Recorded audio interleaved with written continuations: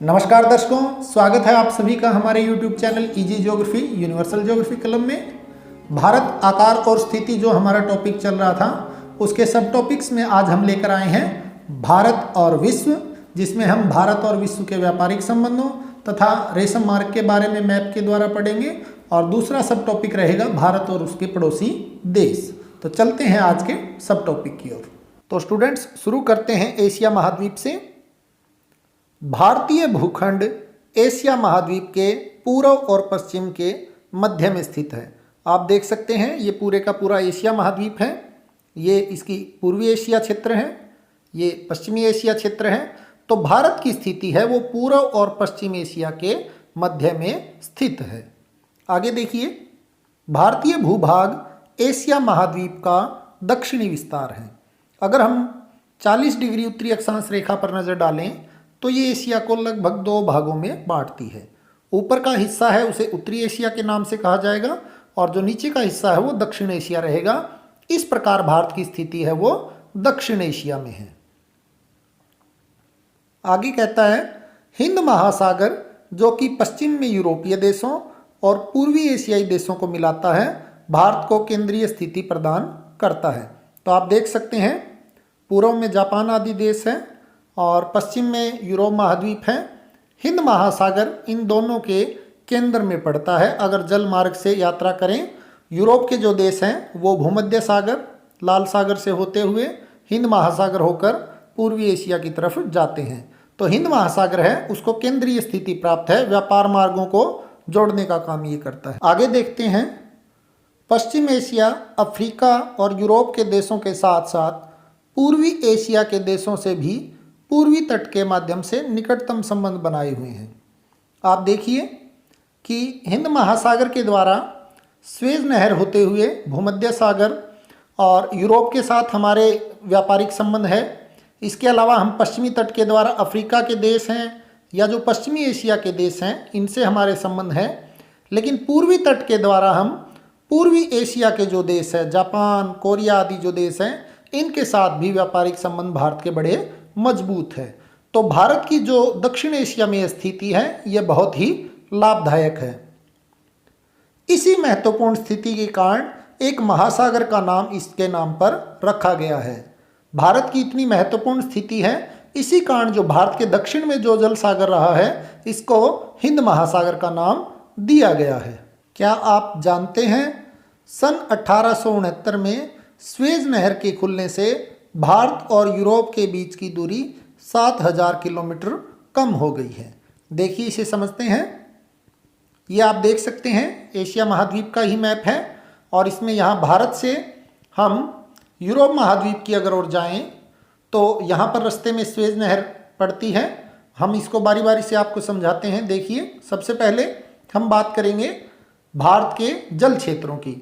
तो भारत के तीन और जो जल क्षेत्र है, अरब सागर, बंगाल की खाड़ी और हिंद महासागर, जो कि सबसे महत्वपूर्ण हमारा जल क्षेत्र है, इसके द्वारा हम पश्चिमी देशों के साथ व्यापार करते हैं। देखिए, पश्चिम में जापान, फिलीपींस, मलेशिया, या आप दक्षिण में देखेंगे तो ऑस्ट्रेलिया महाद्वीप तक व्यापार करने के लिए हम पूर्वी तट का प्रयोग करते हैं और हिंद महासागर के जल क्षेत्र का प्रयोग करते हैं। इसी प्रकार से पश्चिम में अगर हम देखें तो यूरोपीय देशों तक व्यापार करने के लिए हम हिंद महासागर, अरब सागर से होते हुए लाल सागर और स्वेज नहर का प्रयोग करते हुए आगे भूमध्य सागर और इसके बाद हम यूरोप महाद्वीप तक जाते हैं। तो इसी स्वेज नहर के कारण भारत और जो यूरोप है उसके बीच की दूरी है 7000 किलोमीटर कम हो गई है। इससे पहले हमें अफ्रीका के दक्षिणी क्षेत्र से होकर जाना पड़ता था, जो कि मार्ग बहुत लंबा पड़ता था। आगे और देखिए कि जल क्षेत्र जो हमारा हिंद महासागर है इसके कारण और जो पश्चिमी तट है इसके कारण जो अफ्रीका के जो देश हैं इन देशों से भी हमारा काफ़ी ज़्यादा व्यापार होता है। तो हिंद महासागरीय केंद्रीय स्थिति का हमें एशिया से जुड़ने में, यूरोप से जुड़ने में और अफ्रीका से जुड़ने में बहुत ज़्यादा लाभ प्राप्त होता है। बात करते हैं भारत के विश्व से व्यापारिक संबंधों की। तो देखिए, भारत का विश्व के देशों के साथ संपर्क युगों पुराना है, परंतु यह संबंध समुद्री जल मार्गों की अपेक्षा भूभागों से होकर था। उत्तरी पर्वतों के दर्रों से अनेक यात्री प्राचीन काल में भारत आए, जबकि समुद्री मार्ग बहुत समय तक ज्ञात नहीं थे। ये उस समय की बात कर रहा है जब जो जल मार्ग थे उनका ज़्यादा प्रयोग नहीं होता था और थल मार्गों से हिमालय पर्वत को पार करके यात्राएं की जाती थी। इन मार्गों से प्राचीन समय में विचारों और वस्तुओं का आदान प्रदान होता रहा है। भारत का पश्चिम, मध्य और पूर्वी एशिया तथा दक्षिण एशिया के पड़ोसी देशों के साथ एक अद्भुत संपर्क रहा है। उस समय जो व्यापार होता था उसमें वस्तुओं के साथ साथ विचार, संस्कृति का आदान प्रदान भी होता था। विद्वान एक क्षेत्र से दूसरे क्षेत्र में जाते थे, अपने धर्म, अपनी संस्कृति और अपने विचारों का आदान प्रदान किया जाता था। देखिए इस कड़ी में आगे, इसी प्रकार उपनिषदों के विचार, रामायण, पंचतंत्र की कहानियाँ, भारतीय अंक एवं दशमलव प्रणाली का प्रचार है वो संसार के विभिन्न भागों में हुआ। और इसी प्रकार से भारत से मसाले, मलमल, कपड़ा, व्यापार आदि जो सामान था वो भी विभिन्न देशों में जाता था।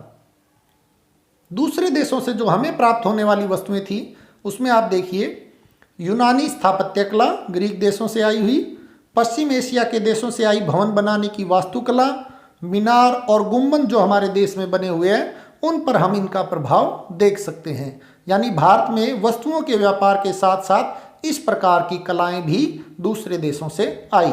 इसे हम आगे एक मैप के द्वारा और आसानी से समझेंगे। बढ़ते हैं आगे। रेशम मार्ग, यह वो मार्ग था जिसके द्वारा एशिया, यूरोप और अफ्रीका के देश आपस में जुड़े हुए थे। देखते हैं, रेशम मार्ग प्राचीन काल और मध्यकाल में ऐतिहासिक, व्यापारिक, सांस्कृतिक मार्गों का एक समूह था जिसके माध्यम से एशिया, यूरोप और अफ्रीका जुड़े हुए थे। इसका सबसे जाना माना हिस्सा उत्तरी रेशम मार्ग है जो चीन से होकर पश्चिम की ओर पहले मध्य एशिया में और फिर यूरोप में जाता था, जिससे निकलती एक शाखा भारत की ओर जाती थी। रेशम मार्ग का जमीनी हिस्सा लगभग 6500 किलोमीटर लंबा था और इसका नाम चीन के रेशम के नाम पर पड़ा, जिसका व्यापार इस मार्ग की मुख्य विशेषता थी। तो आप देख सकते हैं रेशम मार्ग एशिया, यूरोप और अफ्रीका को आपस में जोड़ता था और रेशम का व्यापार होने के कारण इसे रेशम मार्ग का नाम दिया गया था। अब देखते हैं इस मार्ग से होने वाले व्यापार के बारे में। सिल्क रूट का चीन, भारत, मिस्र, ईरान, अरब और प्राचीन रोम की महान सभ्यताओं के विकास पर गहरा असर पड़ा। इस मार्ग के द्वारा व्यापार के अलावा ज्ञान, धर्म, संस्कृति, भाषाएं, विचार, भिक्षु, तीर्थयात्री, सैनिक, घुमंतु जातियां और बीमारियां भी फैली। ये हम पहले भी चर्चा कर चुके हैं कि दुनिया के देशों में जो व्यापार होता था उसमें वस्तुओं के अलावा विचार भी एक जगह से दूसरी जगह आदान प्रदान होते थे। व्यापारिक नजरिए से चीन रेशम, चाय, चीनी मिट्टी के बर्तन भेजता था। भारत मसाले, हाथी दांत, कपड़े, काली मिर्च और कीमती पत्थर भेजता था और रोम से सोना, चांदी, शीशे की वस्तुएं, शराब, कालीन और गहने आते थे। इस प्रकार आप देख सकते हैं कि रेशम मार्ग के द्वारा दुनिया के जो देश थे, तीन बड़े जो महाद्वीप थे एशिया, अफ्रीका और यूरोप, वो आपस में जुड़े हुए थे।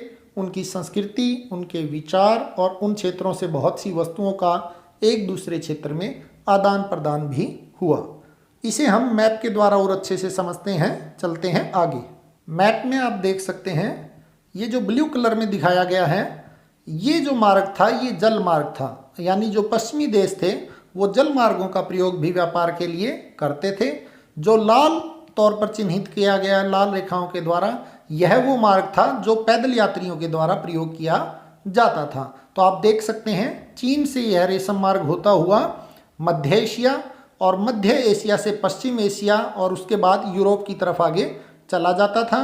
इसकी शाखाएं भारत और बांग्लादेश, जो उस समय भी भारत का हिस्सा था, उस तरफ निकल जाती थी। जल क्षेत्रों के द्वारा ये जो मार्ग थे ये दक्षिण एशिया की तरफ भी चले जाते थे, अफ्रीका और यूरोप महाद्वीप की तरफ भी जाते थे। एक और मैप के द्वारा इसे और आसानी से समझ सकते हैं। देखिए इस मैप में जो दिखाया गया है जो लाल रेखाओं के द्वारा, ये रेशम मार्ग ही है और इस मार्ग के ऊपर जगह जगह जो ये चिन्ह लगाए गए हैं, ये आप ऊपर से देख सकते हैं। आयरन यानी रेड कलर की जहाँ डॉट लगाई गई है उस क्षेत्र से लोहे का व्यापार किया जाता था।